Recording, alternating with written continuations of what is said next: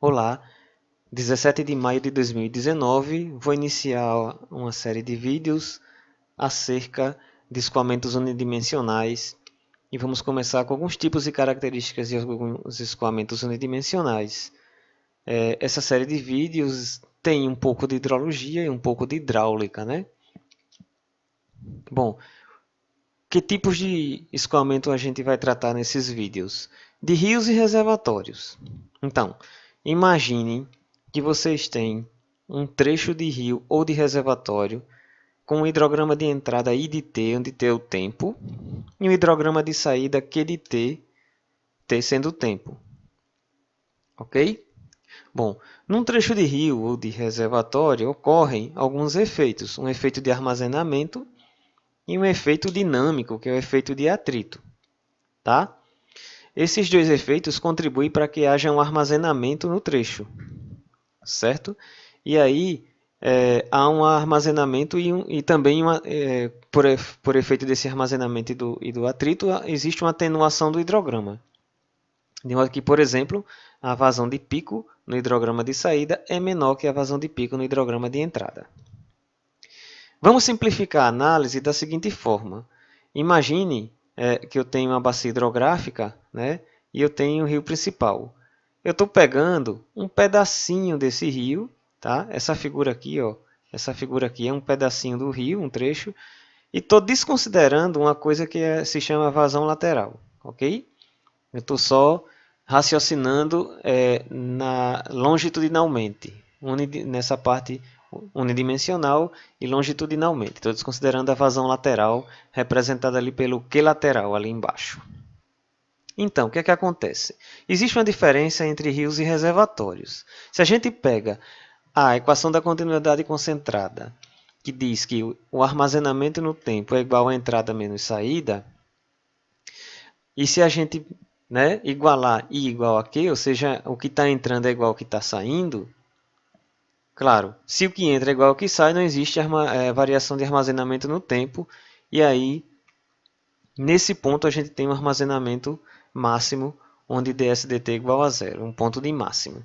Esse ponto de máximo, se vocês observarem na figura ao lado, representa justamente então o encontro, a interceptação aí do hidrograma de entrada no hidrograma de saída, por isso I igual a Q. Embaixo você vê então o armazenamento gráfico. Embaixo seria o gráfico de armazenamento e em cima os gráficos que representam os hidrogramas. Bom, no reservatório existe uma peculiaridade, porque o hidrograma de saída tem seu ponto de máximo justamente na recessão do hidrograma de entrada. Aqui está a recessão do hidrograma de entrada, né? Aquele trecho do hidrograma que vai caindo, né? Os valores de vazão vão diminuindo. E você vê que o máximo no reservatório do hidrograma de saída cai justamente na recessão do hidrograma de entrada. No rio, pode até ser que isso aconteça, mas não é obrigatório. Até porque se isso acontecer no rio, é como se ele estivesse assumindo um comportamento de reservatório. Então, o que há aqui é que o máximo de hidrograma de saída não necessariamente cai na recessão do hidrograma de entrada. Vamos tentar entender um pouquinho isso. Imagina um reservatório. O reservatório consegue acumular água de forma que você tem velocidade pequena, né?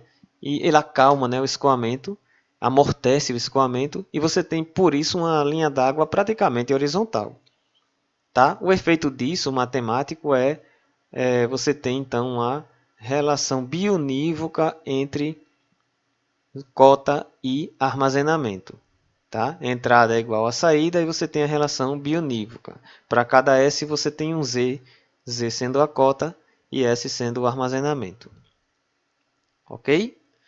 Bom, então a gente tem Z em função de S, a gente tem Z em função de Q. Então, para cada vazão tem uma cota e para cada para cada armazenamento também tem uma cota. Tá? Só é você imaginar, por exemplo, uma forma de saída de vazão de reservatório via orifício. O orifício é função da carga hidráulica e aqui a gente está representando pela cota. Vamos lá. Então, para cada cota você tem um armazenamento e você tem uma vazão, de modo que eu consigo mostrar que para cada vazão eu tenho um armazenamento. Tá? E aí o ponto de máximo de vazão ocorre no ponto de máximo de armazenamento, com aquela propriedade do máximo do hidrograma de saída recair na recessão do hidrograma de entrada. Por que no rio é diferente? Tá? Vamos ver daqui a pouco. Aqui só lembrando, né, então, que o máximo da vazão de saída, do hidrograma de saída, ocorre na recessão do hidrograma de entrada. Porque no rio isso muda um pouco? Porque no rio a linha d'água não é horizontal. Então, para um mesmo S, você pode, por exemplo, ter mais de uma cota. Certo? Você pode ter um mesmo armazenamento em duas cotas diferentes. Ok?